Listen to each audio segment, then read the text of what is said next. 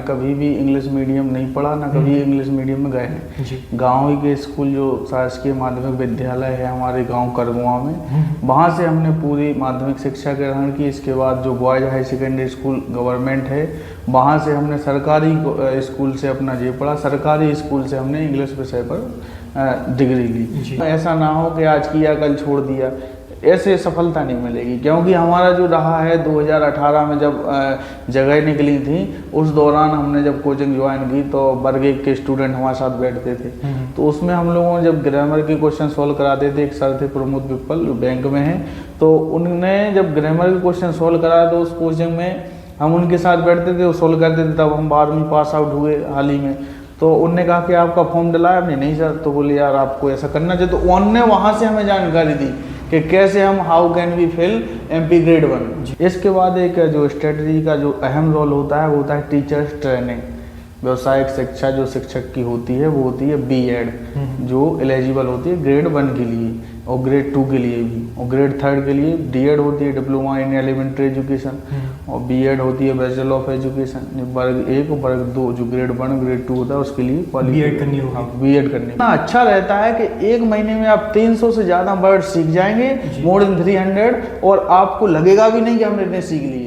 तो ये एक बहुत अच्छा तरीका है अकॉर्डिंग टू मी, क्योंकि मैं इसको 7-8 साल से फॉलो कर रहा हूँ। जी। अच्छा, आपने कहा वोकेबुलरी आप वहाँ से कभी कवर कर सकते हैं। लेकिन अब बात आती है ग्रामेटिकल पोर्शन वाली। ग्रामेटिकल पोर्शन के लिए जैसे आपको सबसे पहले बेसिक कंप्लीट करना पड़ेगा। जैसा कि हमारे सभी दर्शकों को बता दें, आप देख रहे हैं बुंदेलखंड हेडलाइंस। आज हम हैं जिला निवाड़ी के पृथ्वी विधानसभा के अंतर्गत वार्ड नंबर 15 करगुआ में। हम एक ऐसे परिवार के बीच बैठे हैं, एक ऐसे परिवार के छात्र के बीच बैठे हैं जो परिवार निरंतर कई वर्षों से सरकारी नौकरियों को हासिल कर रहा है। इनके परिवार से कभी इनकी बहन तो आज इन्होंने। तो हम आप लोगों का सीधा इनसे साक्षात्कार कराएंगे। ऐसा क्या मूल मंत्र है इस परिवार के अंदर कि बच्चे निरंतर एग्जाम क्वालिफाई कर रहे हैं, नौकरियां ले रहे हैं, और जिस क्षेत्र में उन्होंने नौकरी हासिल की है उसकी क्या आधारशिला होगी, क्या रूपरेखा हमें तैयार करनी होगी उस एग्जाम को निकालने के लिए, कैसे आप भी इस क्षेत्र में जा सकते हैं। हम सीधा इनसे साक्षात्कार कराएंगे आपका। सबसे पहले हमारे दर्शकों को अपना परिचय दें। सभी दर्शकों का बहुत बहुत आभार, भैया का भी बहुत बहुत आभार कि आप हमारे यहाँ आए हैं। मेरा नाम अजय टिकरिया है और मैं वार्ड नंबर 15 करगुआ पृथ्वीपुर जिला निवाड़ी मध्य प्रदेश का निवासी हूँ। मेरा जो अभी हाल ही में चयन हुआ है वो वर्ग 1 मध्य प्रदेश शिक्षक उच्च माध्यमिक शिक्षक के तौर पर अंग्रेजी पद से चयन हुआ है। मेरा जो चयन हुआ है वो शासकीय उत्कृष्ट माध्यमिक विद्यालय लिधौरा जिला टीकमगढ़ में हुआ है। जी। सबसे पहला सवाल हमारा, आपने इस क्षेत्र में जाना कैसे चुना? कैसे आपको प्रेरणा हुई कि हमें वर्ग 1 के तहत ही जाना है, या आपका हमेशा से इच्छा थी कि हम शिक्षक क्षेत्र में या शिक्षक ही बने? हमेशा से तो कोई रुझान नहीं था। बचपन से हमारे दादाजी सब बच्चों गाइड करते थे। हमारे सभी भाई बहन एक ही साथ एक ही कमरे में बैठ के पढ़े हैं सभी। तो 2018 के बाद गुरुजन ऐसे मिले कि उन लोगों ने मोटिवेट किया कि शिक्षक ऐसा पैशन है, ऐसा पैसा है कि जहाँ पर आपको निरंतर सम्मान मिलता रहता है जीवन भर। तो आपको हमारे हिसाब से शिक्षक लाइन में जाना चाहिए। जो हमारे गुरुजनों ने कहा, बहुत ही अच्छे गुरु हमें मिले समय समय पर, जिन्होंने मोटिवेट किया, ना केवल मोटिवेट किया बल्कि हर प्रकार से सहयोग भी किया। और भी उल्लेख करेंगे अपने गुरुजनों का।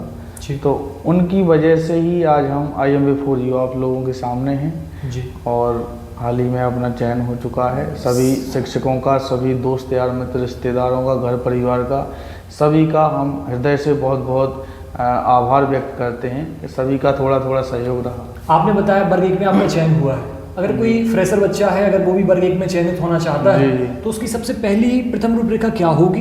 पहला कदम वो क्या रखे, किन विषयों को पढ़े, कैसे एग्जाम होते हैं? इन तमाम सवालों का आप बताएं, कैसे तैयारी करना? जैसे हम सभी जानते हैं 12वीं तक तो हम सभी पढ़ते ही हैं, तो सबका कोई ना कोई विषय अपना एक अलग पकड़ रहती है। जैसे किसी की इंग्लिश में हुई, किसी की हिंदी में, किसी की मैथ में। तो ऐसे ही कुछ रुझान मेरा 12वीं के बाद इंग्लिश में बना। तो उसके बाद हमने इंग्लिश से ग्रेजुएशन किया। जैसे मान लीजिए सपोज दैट आपकी मैथ से है तो आप मैथ से BSc करिए।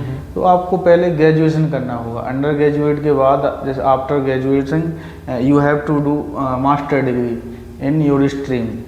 यदि आपके पास मैथ है, आप मैथ से मास्टर डिग्री करिए। किसी के पास आर्ट है, वह आर्ट के किसी पर्टिकुलर सब्जेक्ट, जैसे किसी ने भूगोल से किया, किसी ने हिंदी से किया, किसी ने इंग्लिश से किया, तो ऐसे मास्टर डिग्री की उसमें कंपलसरी नीड रहती है, क्योंकि तभी तो आपका सब्जेक्ट आएगा कि आप किस सब्जेक्ट से फिल करना चाहते हैं। इसके बाद एक जो स्ट्रेटजी का जो अहम रोल होता है वो होता है टीचर्स ट्रेनिंग। व्यावसायिक शिक्षा जो शिक्षक की होती है वो होती है B.Ed, जो एलिजिबल होती है ग्रेड 1 के लिए और ग्रेड 2 के लिए भी, और ग्रेड 3 के लिए D.Ed होती है, डिप्लोमा इन एलिमेंट्री एजुकेशन, और B.Ed होती है bachelor of education.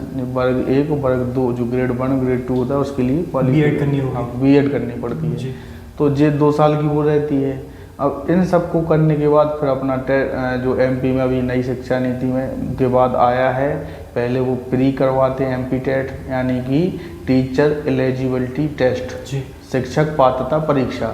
After qualifying the teacher eligibility test you have to fill the form MPTST, यानी कितने नंबर रिक्वायरमेंट होता है इसमें?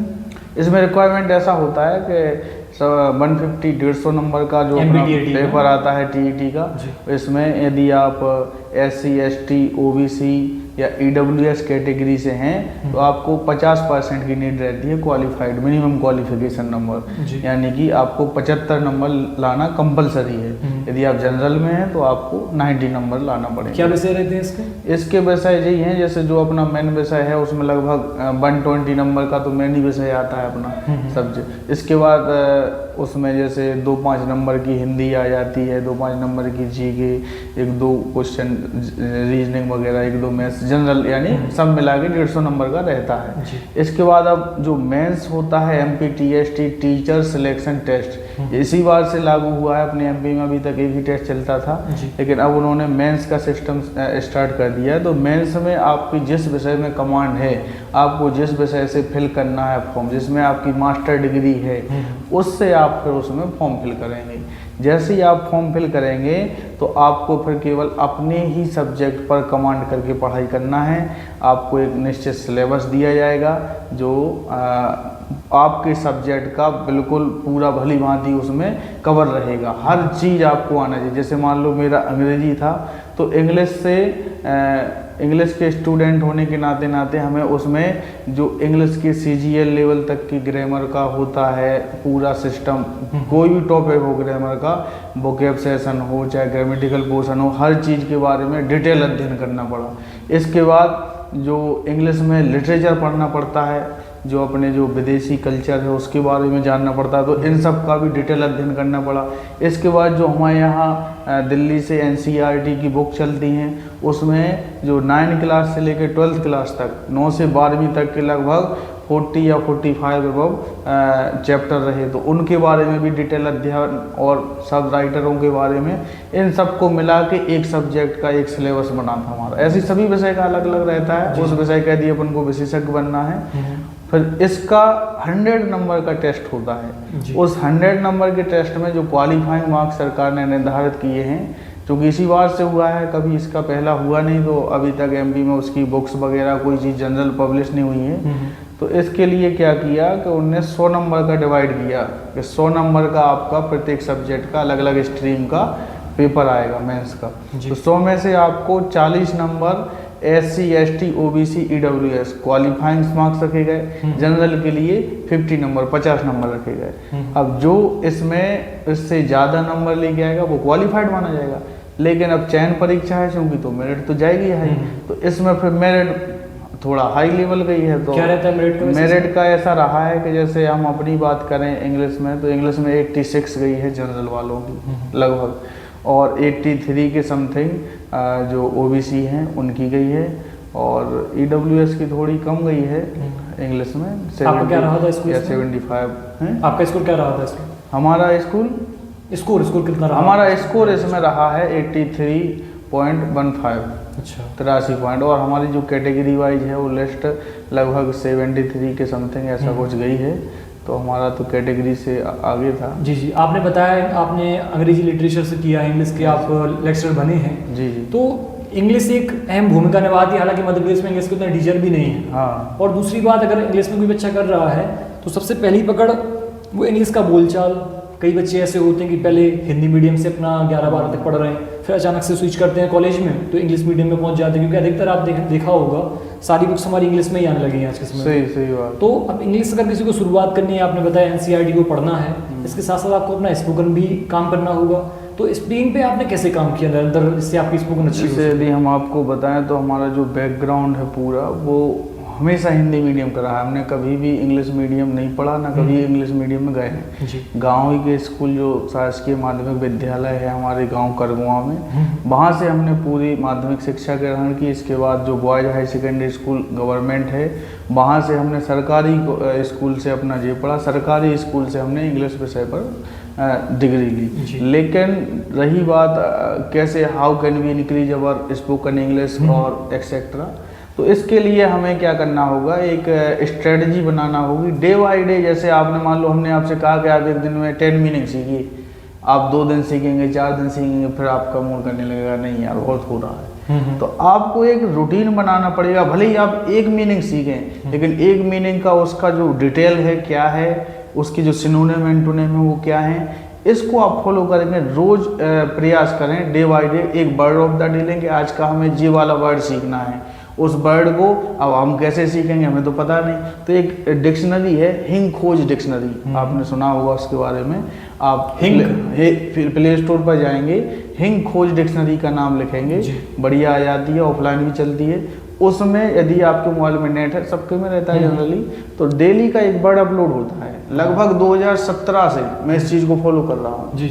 तो डेली का एक वर्ड उसमें अपडेट होता है। उस वर्ड में आप देखेंगे कि उसमें सिनोनिम एंटोनिम भी आते हैं, ये वर्ड किस रिलेटेड है, उस वर्ड का डिटेल क्या है, ये वर्ड नाउन है, प्रोनाउन है, एडजेक्टिव है, क्या है, उसके बारे में वो डिटेल में बताते हैं जी। और ज़्यादा यदि डिटेल देखना है तो उसी को यूट्यूब पे 50 सेकंड का वीडियो भी डालते हैं। तो हम डेली का एक वर्ड सीख सकते हैं, वर्ड ऑफ द डे। वो कहते हैं ना बूंद बूंद से घड़ा भरता है। यदि आप डेली मेहनत कर रहे हैं, निरंतर प्रयास कर रहे हैं, आपका डेडिकेशन, आपकी रेगुलरिटी, आपका हार्डवर्क है, एक ना एक दिन आप वो भी यू कैन स्पीक बेटर। कुल मिला के कंसिस्टेंसी आपको मेंटेन करनी है, रेगुलरिटी चाहिए। जैसे हमारे शिक्षक महोदय ने हमें बताया कि अगर आपने 5 का आपने टारगेट बना के रखा है कि मैं 5 मीनिंग्स याद करनी है, 10 करनी है, तो 10 को ना निरंतर सालों साल आपका चलना चाहिए। आप निरंतर प्रयास करते रहे, वो दिन दूर नहीं है कि आप जितने भी चैप्टर हैं उनका जो मीनिंग है, अर्थ है, उसको भी निकाल पाएंगे। आप स्पोकन में भी बेटर हो सकते हैं, लेकिन आपको कंसिस्टेंसी रेगुलर रखना पड़ेगी। आपने बताया हिंद खोज जो डिक्शनरी है वहाँ से आप वर्ड ऑफ द डे आता है, तो क्या सारी मीनिंग्स जो हम एंटोनिम सिनोनिम्स हैं या डेली यूज की जो वोकैबुलरी है, क्या उससे हम करेंगे या इसके कोई स्पेशली बुक ओरिएंटेड कोई? इसके बाद कई बुक हैं। इसके बाद आपने फॉलो किया वो आप बताएं। जैसे एक एसएससी के एस्पिरेंट यूज करते हैं ब्लैक बुक जी, ब्लैक बुक भी पढ़ सकते हैं आप, रेड बुक भी पढ़ सकते हैं। जो स्पेशल एसएससी सीएचएसएल सीजीएल के एस्पिरेंट यूज करते हैं फॉर वोकैबुलरी के लिए ना, एमपी में भी कई बुक्स चलती हैं, तो इनको हम पढ़ सकते हैं। लेकिन हमने वही बोला ना कि ज्ञान तो इस दुनिया में हर जगह है, लेकिन हम पूरा थोड़ी ले सकते हैं। बूंद बूंद से घड़ा भरता है। यदि आप चाहें तो आप रोज की एक सीखें तो आप बहुत कुछ कर सकते हैं। यदि आप मान लीजिए एक दिन की एक सीख रहे हैं तो 1 महीने की आप 30 मीनिंग सीखेंगे, और 30 मीनिंग 1 महीने की सीख रहे हैं तो ये मान लो 1 मीनिंग में आपने कम से कम 6 या 7 मीनिंग सीखें, क्योंकि उसके सिनोनिम भी सीखेंगे। अंदर और डिटेल में जाएंगे आप, डिटेल में जाना ही पड़ता है उसमें तो, क्योंकि अपने आप अपलोड होती है मीनिंग। तो इतना अच्छा रहता है कि 1 महीने में आप 300 से ज़्यादा वर्ड सीख जाएंगे, मोर देन 300, और आपको लगेगा भी नहीं कि हमने इतने सीख लिए। तो ये एक बहुत अच्छा तरीका है अकॉर्डिंग टू मी, क्योंकि मैं इसको 7-8 साल से फॉलो कर रहा हूँ। जी। अच्छा, आपने कहा वोकैबुलरी आप वहाँ से कभी कवर कर सकते हैं, लेकिन अब बात आती है ग्रामेटिकल पोर्शन वाली। ग्रामेटिकल पोर्शन के लिए जैसे आपको सबसे पहले बेसिक कंप्लीट करना पड़ेगा। जैसे अपना 11-12 लेवल तक का रहता है, नॉर्मल पार्ट्स ऑफ स्पीच वगैरह, tense, active, passive, modals, narration etcetera topic, इनके बारे में आप पहले थोड़ा यूट्यूब से पढ़ें, बुक्स से पढ़ें, अपना पहले बेस क्लियर करें। इसके बाद आते हैं कॉम्पिटिटिव लेवल पे। कॉम्पिटिटिव लेवल पे हमने क्या किया कि बुक्स तो पढ़ी ही, साथ ही साथ जो अभी हमने तो सब्सक्रिप्शन लिया था इसका, तो एक श्याम मुजाबदिया सर जो तो अनअकैडमी पे एमपी व्यापम के लिए पढ़ाते हैं, और लेयर 3 एजुकेशन करके उनका यूट्यूब चैनल भी है। तो ऑल ओवर थैंक्स तो हम उन्हीं के रहेंगे, क्योंकि उन्होंने पूरी स्ट्रेटजी, पूरी रणनीति बहुत नाम मात्र पैसे 1000, 1500, 2000 इतने में कोर्स दे के कराई, और हमने उनका शुरू ही से कोर्स लिया और प्रयास किया। इसके साथ साथ हम इंग्लिश विथ रानी मैम जो दिल्ली से पढ़ाती हैं एसएससी सीजीएल एस्पिरेंट्स के लिए, उनका फॉलो किए रहे। निमिषा बंसल मैम है, तरुण ग्रोवर हैं, जयदीप सर हैं जो दिल्ली से पढ़ाते हैं, सीजी कैरियर लेवल पे पढ़ाते हैं जयदीप सर। तो इन सभी का हमने इन सभी को हमने यूट्यूब पे फॉलो किया। कभी इनका कोर्स तो नहीं लिया, लेकिन वोकेबलरी डे बाय डे रोज 2-4 मीनिंग देखते रहे। तो वहाँ से थोड़ा बहुत कुछ वर्ड इतने जनरल हो गए हमारे लिए कि वो हर एग्जाम में किताब में वही वाले मिलते थे जो उन लोगों ने वहाँ पे पढ़ा। पढ़ाने का तरीका और समझाने का तरीका वो डे बाय डे। आपने बताया वोकेबलरी आपने कंप्लीट कर ली और दूसरा ग्रामेटिकल पोर्शन कंप्लीट कर लिया। अब बात आती है इन सब चीज़ों को सीखने के बाद हमने जो ज्ञान हासिल किया है, अब हम उसे डेली लाइफ में उपयोग कैसे करें? स्पोकन पे आपने कैसे काम किया? डेली लाइफ में जैसे देखो, कोई भी चीज़ हो, यदि आप उसका रिवीजन नहीं करेंगे, अभ्यास नहीं करेंगे, तो आप कितने ही माहिर क्यों ना हो, आप सब भूल जाएंगे। एज ए टीचर हम लोगों तो ये करना ही पड़ता है कि यदि आपको क्लास में पढ़ाना है तो पहले आपको खुद पढ़ के जाना पड़ेगा। क्योंकि आपने सुना होगा, हिंदी में कहते हैं करत करत अभ्यास ते जड़मती होत सुजान, जसरी आवत जात ते सिल पर पड़त निशान। यदि आप मेहनत करते हैं, यदि आप प्रयास करते हैं, रेगुलर वर्क करते हैं, तो कितने ही मूर्ख व्यक्ति क्यों ना हो, वो एक ना एक दिन कुछ ना कुछ सीख जाएगा। जो जिस क्षेत्र में वह प्रयास कर रहा है उस क्षेत्र में वह स्किल ले पाएगा, दक्षता हासिल कर पाएगा। लेकिन ज़रूरत है उसको डेडिकेशन की, रेगुलरिटी की। तो जब हम रेगुलर रिवीजन करते हैं, क्योंकि पढ़ाने को अपने यहाँ क्या होता है, साल 6 महीने का टाइम आया, फॉर्म फिल हुए तो बच्चे लोग इकट्ठे जाते हैं घूम फिर के, अरे हम पढ़ेंगे पढ़ेंगे पढ़ेंगे, और पेपर हुआ सब समाप्त, नंबर कम। तो इसमें रेगुलरिटी रखना बहुत अनिवार्य है। जैसे हमारे खुद के भैया हैं, 2015 से रेगुलर प्रयास कर रहे हैं, किसी ना किसी चीज़ में 1 number by fold 2 number point से रह जाते हैं सिलेक्शन, लेकिन उनके अंदर एक आग है कि हमें करना है, और ये आग एक दिन सफलता दिलाएगी। और निश्चित ही मैं कहूँगा इसी साल सफलता मिलेगी। आप हार्ड वर्क और मेहनत करते रहें, सक्सेस जरूर जी। जैसे कि अगर हम 2 पॉइंट में बात करें, स्पोकन हमने सीख लिया, स्पोकन हमें शुरुआत करना है प्रैक्टिस करने के लिए, तो कोई बच्चा अपने घर पे है तो कौन से ऐसे स्टेज वो अपनाए कि इसे हमें बोलना है तो वो अपने शीशे के सामने बोले, या कैसे बोले, इसे डेली अपना आधा घंटे वो प्रैक्टिस कर सके स्पोकन? सबसे पहले देखो, उनका जो माहौल है वो कैसा है, उनके आसपास का जो क्लाइमेट है, किस प्रकार का वातावरण है, एटमॉस्फेयर क्या है, इस पर भी डिपेंड करता है कि बच्चा दिन भर क्या सीख रहा है, क्या बोल रहा है। क्योंकि जब आप मीडियम से रहा है, तो आपने कैसे मैनेज किया इन सब चीज़ों को?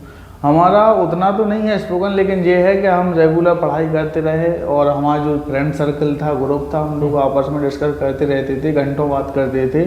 तो इस वजह से थोड़ा उसमें इम्प्रूवमेंट हुआ, और थोड़ा जो हमारे स्टाफ के लोग वगैरह हैं उनके भी साथ चलता रहता है। तो इसमें वो यही चीज़ है, जैसा आप क्लाइमेट बनाएंगे, जैसा आप अपना मौसम रखेंगे, आसपास का वातावरण रखेंगे, ऑटोमेटिक आपके जो daily life, daily routine discussion है उसमें आ जाएगा।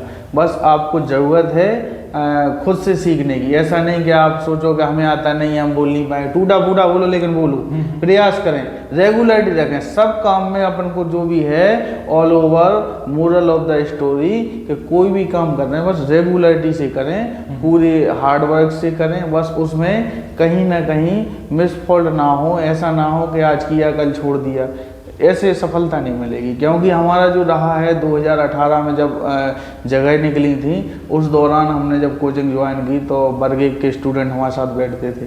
तो उसमें हम लोगों ने जब ग्रामर के क्वेश्चन सॉल्व कराते थे, एक सर थे प्रमोद पिप्पल, बैंक में हैं, तो उन्होंने जब ग्रामर के क्वेश्चन सॉल्व कराया तो उस कोचिंग में हम उनके साथ बैठते थे, वो सॉल्व करते थे। तब हम 12वीं पास आउट हुए हाल ही में। तो उनने कहा कि आपका फॉर्म डलाया हमने? नहीं सर। तो बोले यार आपको ऐसा करना चाहिए। तो उनने वहाँ से हमें जानकारी दी कि कैसे हम how can we fill MP grade 1। तो हमें फिर वहाँ से लगा कि काश हमारे पास डिग्री होती। तो वहाँ से हमने एक स्ट्रेटजी बनाई कि अब 5 साल में जगह निकलेंगे अगली इलेक्शन में, जब तक के लिए हम अपनी जो ग्रेजुएशन है, मास्टर डिग्री है, प्लस में जो हमारा एजुकेशनल डिग्री होना है B.Ed, उसको हम 23 तक कंप्लीट कर लेंगे और 23 में जगह निकलेंगे। और जो स्ट्रेटजी बनी थी, भगवान की कृपा, सभी दोस्तों का, माता पिता का आशीर्वाद, कि जगह भी उसी दौरान निकली और हमारी डिग्री का फाइनल ईयर भी वही साल था।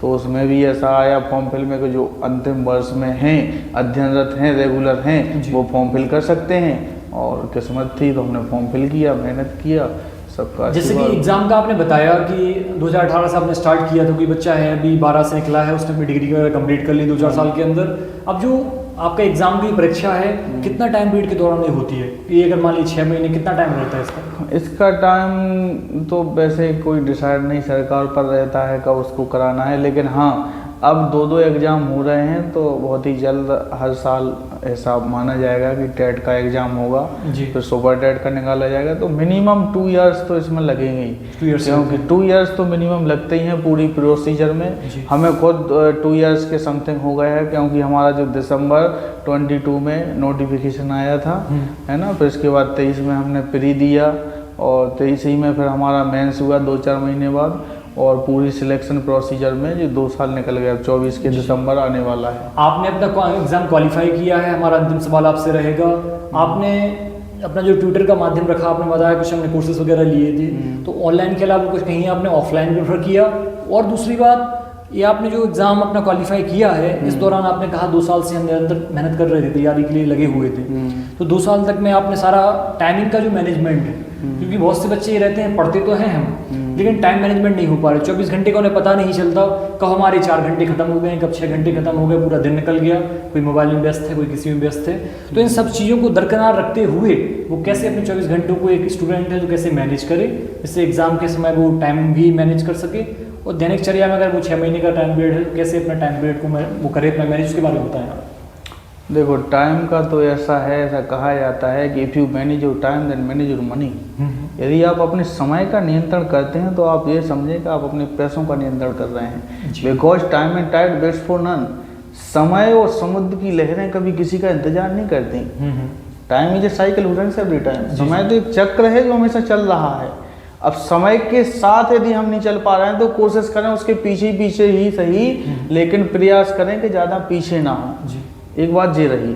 दूसरी बात, जैसे आपने कहा कि हम समय को कैसे मेंटेन करें, तो जैसे पहले ही से स्ट्रेटजी बना लें कि मान लो आपका नोटिफिकेशन आया है, उसमें समय दिया रहेगा कि 2 महीने 4 महीने आफ्टर आपका एग्ज़ाम होगा, तो आपको पहले स्ट्रेटजी बना लेनी है कितने टॉपिक हैं, उसमें कौन सा टॉपिक हमें सबसे अच्छा आता है, कौन सा बिल्कुल नहीं आता है, इन सब के बारे में आपको भली भांति आइडिया होना चाहिए। इसके बाद आप रेगुलर उसको क्या करें, एक कंसिस्टेंसी बनाएं कि इतने दिन में हम ये कर लेंगे, इतने दिन में हम ये कर लेंगे, उस पर मनन करें। हमारा खुद का हम कहें तो हम जहाँ लेटते थे वहीं हमने पेज चिपका लिए। जो हमें नहीं आ रहा हम उसको रात दिन देख रहे हैं, सुबह उठ रहे हैं तो देख रहे हैं, रात में सो रहे हैं तो देख रहे हैं। उसको देखने से क्या हुआ कि वो चीज़ बिल्कुल कंठस्थ हो गई, रेगुलर बिल्कुल आ गई और याद हो गई वो।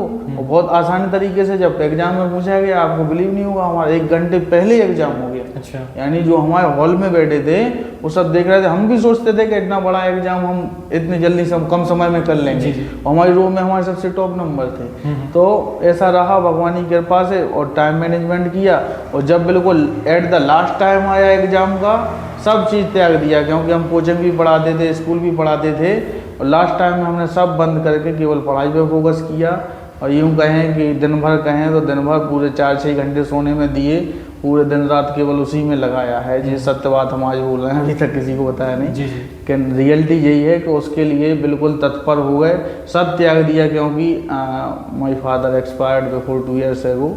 तो थोड़ा वो ट्रेजेडी भी थी, पूरे परिवार की जिम्मेदारी कि अब करेंगे तो यही है, अपने पास ऑप्शन बाकी कुछ है नहीं जिससे जीवन बदल सके। तो इसके लिए अपन ने तन मन धन पूरा उसी में लगा दिया, बाकी फैमिली सपोर्ट सब रहा। एजुकेशन का मूड क्या रखा आपने? कुछ ऑनलाइन भी प्लेटफॉर्म से आप जुड़े रहे, और क्या ऑफलाइन भी कहीं पढ़ा आपने? एजुकेशन तो हमारा ऐसा रहा कि हमने ऑनलाइन बताया, लेयर 3 एजुकेशन, 2-4 चैनल और थे, बाकी इंग्लिश विथ रानी मैम जी सब वोकैब के लिए चलते ही रहता था, तो रोज़ देखते रहे। इसके साथ साथ ऑफलाइन का हमें प्रॉफिट, जैसे हम कोचिंग पढ़ाते रहे, यदि आपको टीचर बनना है तो कोचिंग पढ़ाना बहुत अच्छी चीज़ है। इससे 2 चीज़ आते हैं, एक तो आपका इनकम भी रहेगा थोड़ा बहुत, तो आपके जो निजी खर्चे हैं वो आप चला पाएंगे, किसी से मांगना नहीं पड़ेगा। दूसरी चीज़ क्या है कि आपका जो कोर्स रिवाइज हो रहा है, क्योंकि हिंदी में कहा जाता है विद्या धन अपार है, ज्यों-ज्यों खर्चे त्यों त्यों बड़े, बिन खर्चे घट जात। यदि आप इसका जितना खर्च कर रहे हैं, आपको यदि मान लो कोई चीज़ 10 दिन याद रहनी है तो वो 20 दिन रहेगी, है ना। तो बिल्कुल ईमानदारी से बच्चों को पढ़ाएं और मेहनत करें। हमारे तो इवन कई बार 10-10, 12-12 हज़ार रुपये प्रत्येक साल के बच्चे लोग आके चले जाते हैं, हमने कभी उनको नहीं टोका, बस अपने कर्तव्य पे लगे रहे कि आज हम पढ़ा रहे हैं, रेगुलर मेहनत कर रहे हैं, तो इसका एक ना एक दिन हमें प्रॉफिट मिलेगा, और वो प्रॉफिट हमें भगवान ने दिया है। कहा जाता है कर्मा बैक, है ना, कर्मा रिटर्न होता है, वो लौटा है। और बस सब मेहनत करें, सबका होगा, रेगुलरिटी रखें और अपने काम के प्रति बिल्कुल ईमानदार रहें। जी, अंत में हमारे सभी दर्शकों को हम बताना चाहेंगे, जैसा कि हमारे शिक्षक महोदय ने आप लोगों को स्पष्ट कर दिया है, कोई भी चीज़ अगर आप सीख रहे हैं, कुछ भी आप करने की इच्छा रखते हैं, कहीं भी पहुंचने की आप चाहत रखते हैं, तो आपको सबसे एक मूल मंत्र जो है वो है कंसिस्टेंसी।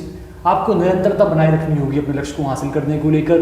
जरूरी नहीं है कि आप सब शिक्षक के क्षेत्र में अगर जाना चाह रहे हैं, अगर आप और भी कोई सरकारी क्षेत्र में अगर नौकरी हासिल करना चाहते हैं, तो मूल सबसे जो बच्चा उसे हैंडल नहीं कर पाते वो रहता है हमारी निरंतरता। क्योंकि आज पढ़ा, 4 दिन नहीं पढ़ा, या 2 दिन पढ़ लिया, 3 दिन पढ़ लिया, 2 दिन फिर गैप कर दिया, ऐसा नहीं करना है हमें। स्पष्ट हमारा एक ही उद्देश्य होना चाहिए, जिसके लिए आप कहीं या बाहर शहर में भी रह रहे हैं तो सिर्फ वही आपका वो हो। क्योंकि अधिकतर आज के समय में हो क्या रहा है, बच्चे बाहर पढ़ने तो जाते हैं, ऑनलाइन क्लासेस ऑफलाइन लेते तो रहे हैं, लेकिन पढ़ने को छोड़कर और सारे काम कर रहे होते हैं। इसलिए आपको विशेष ध्यान रखना है, अपना जो लक्ष्य ओरिएंटेड है उस पर आप ध्यान रहे, और जो भी चीज़ें आप पढ़ रहे हैं और आपने स्वयं इनसे जाना, इन्होंने अभी हाल ही में सिलेक्शन लिया है, तो जो इन्होंने स्ट्रेटजी आपको बताई है आप बखूबी से एक क्रॉस वेरीफाई भी कर सकते हैं। अगर आपको लगता है कौन सा ये एप्लीकेशन है, आप उस पर जाएं, एक बार देखें, 2-4 8 दिन 1-2 सप्ताह आप ट्राई करें, आप में क्या परिवर्तन देखने को मिलते हैं, जो इन्होंने कुछ चैनल्स वगैरह बताए हैं, आप वहाँ भी एक बार एक्सप्लोर करें, जिससे आपको एक दिशा निर्देश मिलेगा। और दूसरी बात, जब आप शुरुआत करेंगे, 4 लोगों से और मिलेंगे, तो आपको इसके बारे में और भी ब्रॉड नॉलेज आपको मिल सकेगा। इसी के साथ हम फिर नए क्षेत्र में जाएंगे, इसी तरह नए मेधावी लोगों से हम आप लोगों को मिलवाने का, साक्षात कराने का काम करेंगे। तब तक के लिए देखते रहिए बुंदेलखंड हेडलाइंस।